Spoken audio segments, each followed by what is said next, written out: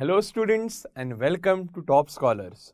Today we'll be talking about another very interesting and very simple topic, that is ecological pyramids. Let us first understand what is an ecological pyramid.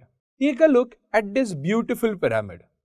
An ecological pyramid is a graphical representation of the relationship between the different organisms at the different trophic levels. Students, this concept of ecological pyramids was given and put forth by C. Elton in the year 1927. Now, it can be observed in the pyramid that they are having the actual shape of a pyramid, with the base being the broadest and which is covered by the lowest trophic level, that is the producer. Then at the next trophic level, we have the primary consumer, followed by the secondary consumer, and finally the tertiary consumer. Moving on, now let us talk about the pyramid of biomass. Now students, in this particular type, each level takes into account the amount of biomass produced by that particular trophic level.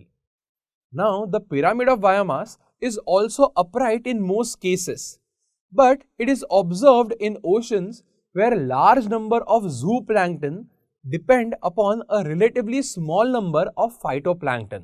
So again, in this case, that is in the ocean, the pyramid of biomass would be inverted because the consumers are having a higher biomass as compared to the producers, which are the phytoplankton. Now, there are also many limitations of ecological pyramids.